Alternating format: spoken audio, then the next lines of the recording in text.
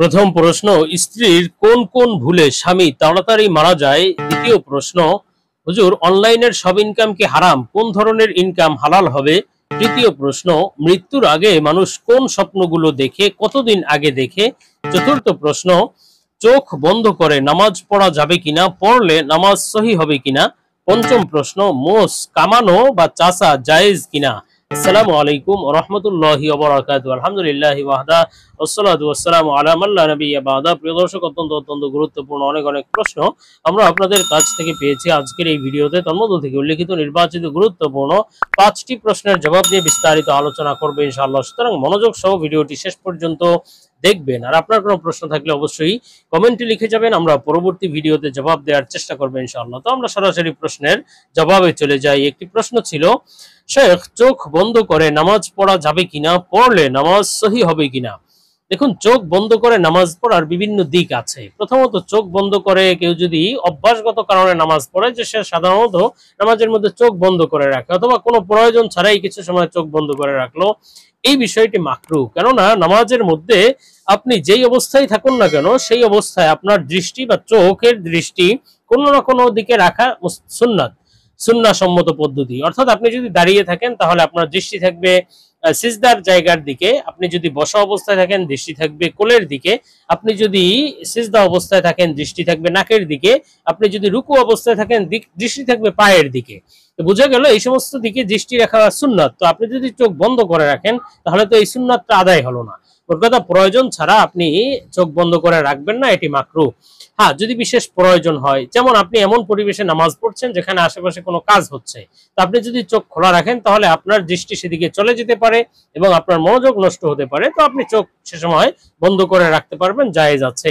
তেমনি ভাবে আপনি যদি কিছু সময় মনোযোগের জন্য, নামাজে মনোযোগ নিবদ্ধের জন্য যদি আপনি চোখ বন্ধ করে রাখেন, সেটাও আপনার জন্য জায়েজ হবে। তবে এই বিষয়টিকে আপনার নিয়মিত অভ্যাস অথবা প্রয়োজন ছাড়া এই কাজটি করবেন না, এটি কারাহাতের অন্তর্ভুক্ত।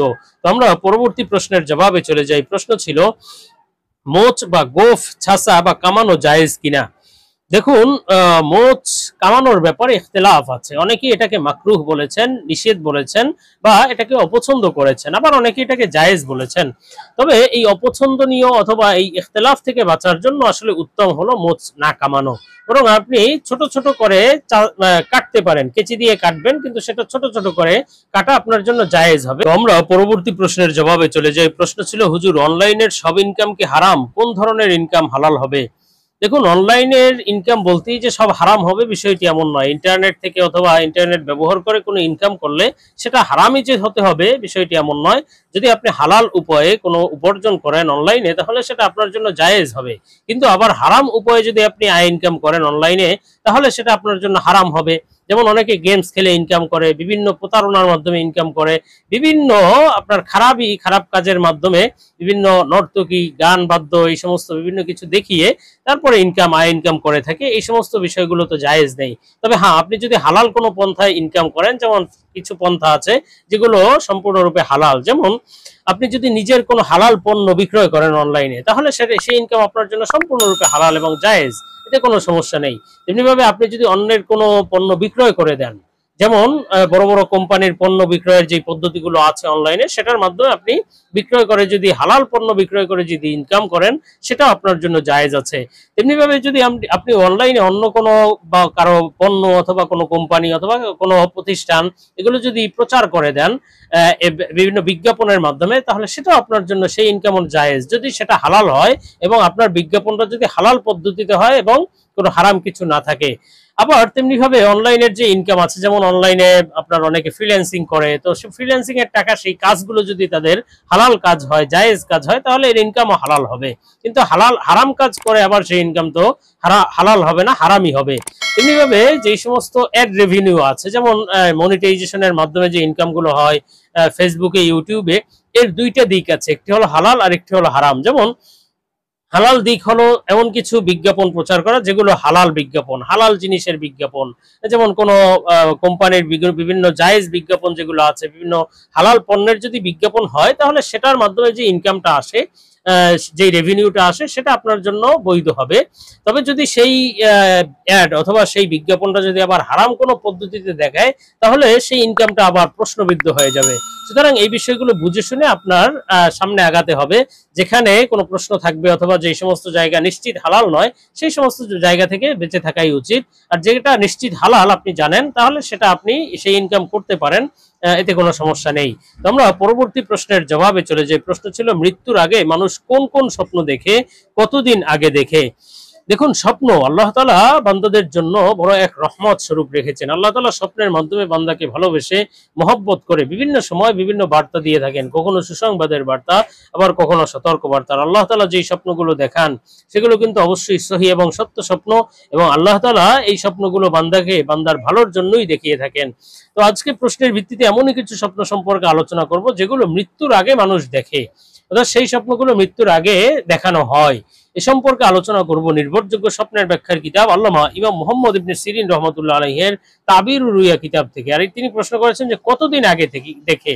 দেখুন, এটা দিন তারিখ নির্ধারিত নয়, সেটা আপনার মৃত্যুর কিছুক্ষণ আগেও দেখতে পারেন, অথবা 2 দিন আগে, 5 দিন আগে, 40 দিনের কথা বলা হয়। সাধারণত 40 দিনের পর থেকে এই স্বপ্নগুলো এসে থাকে। তবে এই দিনটাও পরিপূর্ণ নির্ধারিত নয়, এর আগে থেকেও আপনি দেখতে পারেন।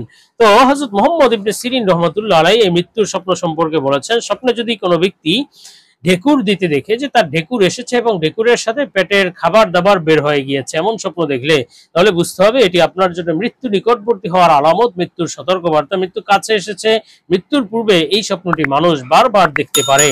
তেমনি ভাবে স্বপ্নে যদি কোনো ব্যক্তি দেখে যে সে মুখ দিয়ে তার নাড়ি ভুঁড়ি বের হয়ে গিয়েছে, যে কোনো কারণেই হতে পারে, এটিও মৃত্যুর সতর্কবার্তা এবং আপনি শীঘ্রই মারা যেতে পারেন বা মৃত্যু কাছে আসার আলামত। তেমনি ভাবে স্বপ্নে যদি কোনো ব্যক্তি দেখে যে সে সমুদ্রে ডুবে গিয়েছে, ডুবে গিয়ে মারা যাচ্ছে, আর উঠতে পারেনি, এই ধরনের স্বপ্ন দেখাও আপনার জন্য মৃত্যু নিকটবর্তী হওয়ার আলামত, মৃত্যু কাছে এসেছে। সেটা আপনি কোনো জুলুমের মাধ্যমে মারা যেতে পারেন, সরকারের পক্ষ থেকে নির্যাতিত হয়ে আপনি মারা যেতে পারেন, বা বড় কোনো ক্ষমতাশালী ব্যক্তি, প্রধানমন্ত্রী, প্রেসিডেন্ট অথবা যে কোনো ক্ষমতাশালী ব্যক্তি আপনার মৃত্যুর কারণ হতে পারে।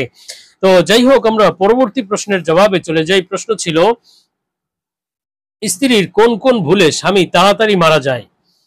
দেখুন, আসলে এই সম্পর্কে দুটি কথা বর্ণিত রয়েছে। একটি হলো, অনেকে বলে থাকে যে স্ত্রী যদি চুরি নাকফুল না পড়ে তাহলে স্বামীর মৃত্যু হয়, অথবা স্ত্রী যদি রাতে খাবার দাবার খেয়ে সেই অপরিষ্কার থালা বাসন যদি রেখে দেয় তাহলেও স্বামী তাড়াতাড়ি মারা যায়। এই ধরনের অনেক কথা প্রচলিত আছে, তবে এই কথাগুলো কিন্তু সহি নয়। এগুলো ভিত্তিহীন এবং বানোয়াট কথা এবং অযৌক্তিক কথা, এগুলোতে বিশ্বাস করা যাবে না। তবে আরেকটি বিষয় আছে, অনেক স্ত্রীরা স্বামীদেরকে বিভিন্ন পেরেশানি দিয়ে থাকে, বিভিন্ন সবসময় মানসিক ভাবে অশান্তির মধ্যে রেখে থাকে।